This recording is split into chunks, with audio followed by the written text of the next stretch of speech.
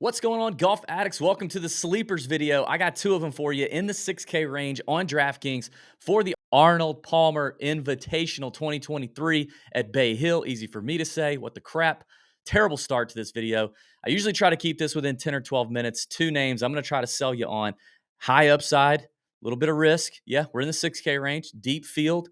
They're going to have to, really show up and do their thing here. But I want to start off with this. I'm going to start off with the cheaper guy. Okay, both in the 6K though. But this is true for both. I'm looking on Data Golf, and Data Golf has their own rankings and odds. They make their own odds for players and stuff. So this isn't based on any sports book, but based on Data Golf's rankings. Both of the players I'm going to give you have better numbers to make the cut, okay, than the following players. Now, granted, we don't just want them to make the cut, right? We want high upside. We want that to happen, but they got to make the cut. It's a smaller field, 120, 125 players, I think.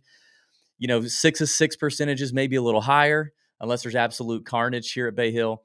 But these names are the names that Data Golf projects my two players have better odds of making the cut than. You ready? I'm going to start weak and I'm going to build it up. Kevin Kisner, Webb Simpson, Ryan Palmer, Aaron Baddeley, Francesco Molinari, Harris English, Garrick Higgo, Eric Cole, Ben Taylor, Grayson Sick, Trey Mullinax, Matt Naismith, Adam Schenk, shout out Family Sweat Bet, Sepp Straka, Charlie Hoffman, Zach Johnson, and Adam Svensson. Both of my players, Data Golf projects, have better odds of making the cut than all of those guys. All right. First player, projected probably around 4 to 6% is my guess. He's at $6,600. He's 6-1 to finish in the top 20, which I don't hate for a long shot top 20. Probably not going to bet him outright, but a long shot top 20, I don't mind. He's minus 119 to make the cut, according to Data Golf, and it is University of Alabama product Davis Riley. That's right. At once, he was a DFS darling among many, and then all of a sudden he tailed off. What happened? What happened to Davis? Where is he? I don't know. Can you see him? No, I can't. Now I do. Okay, he's at the Honda. He finishes 20. What, he finished 29th at the Honda last week. I'm interested. He's got a new caddy on the bag. Apparently, Ryan Palmer's old caddy on the bag. Only been on there for about a week or two, but Davis off to a decent start. Let me share my screen on Fantasy National. Let's take a look at what Davis Riley's been up to. Okay, first of all, we know this about him. He's got limited records, but of the limited records, we know he likes difficult tracks. This guy's played well. He's played in a few U.S. Opens. He's made the cut in one or two. Last year, finished 13th at the PGA at Southern Hills, and 31st at the U.S. Open at Brookline. Difficult courses, difficult conditions. He seemed to thrive. Obviously was in better form at that time, but, it is what it is. He likes tough courses. Now, the win thing here is a little concerning, but it doesn't really add up. There's probably very few rounds that qualify for this windy AF situation on Fantasy National, which is wind, where the average for the day was at 17 miles an hour or over. Probably doesn't have a big sample size there, but I'm not too worried. I like this. I like that I see this right here. Okay, that he's not just an easy course guy. All right, let's take a look. So last week at Honda, gained 4.1 strokes on approach. That's what I'm interested in. The ball striking seemed to kind of really pop for him last week after a week off between the Phoenix, missing the cut there. As you can see, he can have these really peak iron weeks and go really low, which is what I do like about him at the cheap price of 6,600. He definitely gives you that upside. Also, like that his best finish on the PGA Tour when he lost in a playoff to Sam Burns was a second place finish, runner-up finish at the Valspar, kind of that grainy Bermuda, Florida style golf course at Copperhead Innisbrook.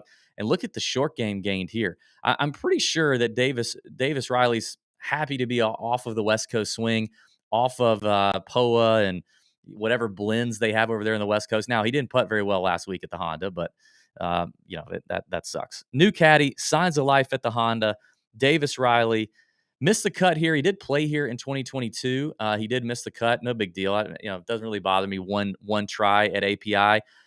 So I'm interested in Davis Riley. Tell me what you think. Drop it in the comments. Let me know before we get to the next sleeper. I want to remind everybody that while I don't have Pat here, I can promote. Oh, not that. Oh, God. I can promote my own coffee flavor. That's right. It's a hazelnut blend from our friends at Front Nine Coffee. You can check out front9coffee.com. That's promo code TJ10. Gets you 10% off of any order on Front Nine. You can order my coffee right there. You can use the promo code over and over again. We know many of you have. We appreciate that. That's awesome. But right now, I'm barely leading the coffee orders over Pat, and I would like to maintain a wider lead. So, listen, if you guys want to support the Tour Junkies, it helps us when you help one of our partners. And Front Nine's been with us going on nearly a year now.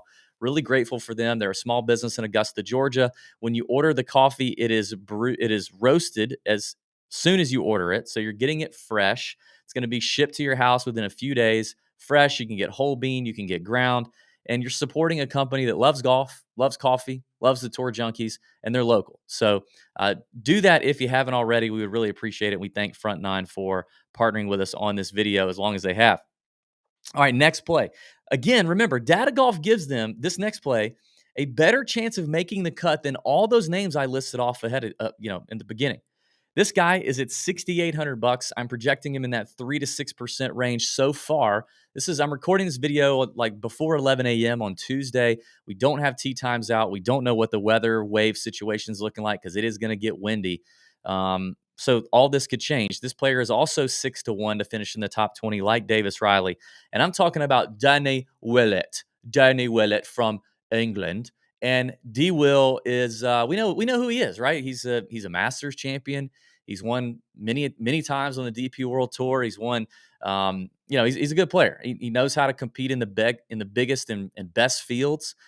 It's a matter of whether he has his A game. Is that actually possible? But I do like the upside for Danny Willett if he's going to bring it here at API, and he's got some experience at API. Let's take a look at Danny Willett on Fantasy National, and I'll show you what I'm looking at.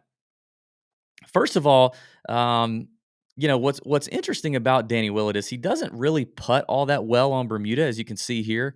But the chipping on Bermuda, let me show you that actually. Actually, let me show you. Yeah. Let me show you a different thing that I did here. So I did a rolling report on Fantasy National, which I do like to do. And I'm going to show you what I find with Danny Willett. Let me share that screen first because I do think that being comfortable chipping on this grainy Bermuda Bay Hill surfaces around the greens is going to be very important as, greening regulation numbers kind of down. Wind's going to be blowing. People are going to be missing greens. You got to be able to get up and down. Look at Danny Willett. So this is what I did. I love doing this with situations like this. You see over here on the left, I only included Bay Hill, Harbor Town, Innisbrook, PGA National from the Honda, Sea Island at Seaside for the RSM, and TPC Sawgrass. So Florida, Georgia, South Carolina, coastal, grainy Bermuda surfaces.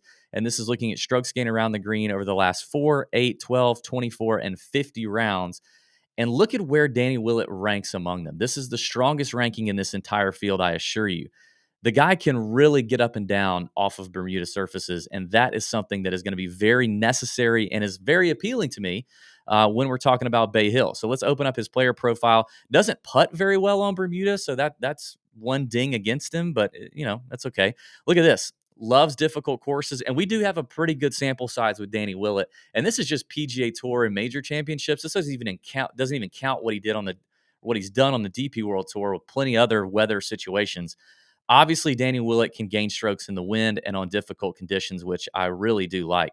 And I like that we've seen decent iron play out of him. That's really been the bugaboo for him. If you look over his entire career, the issue has been kind of flatline putting, better than average around the green, flatline off the tee, and just not great on approach. That's really been the problem with D. Willett. He doesn't hit it super far, but you don't have to here at API. You just have to get it in the fairway, hit your greens in regulation, get up and down when you have problems. But you can see what he's doing here around the green.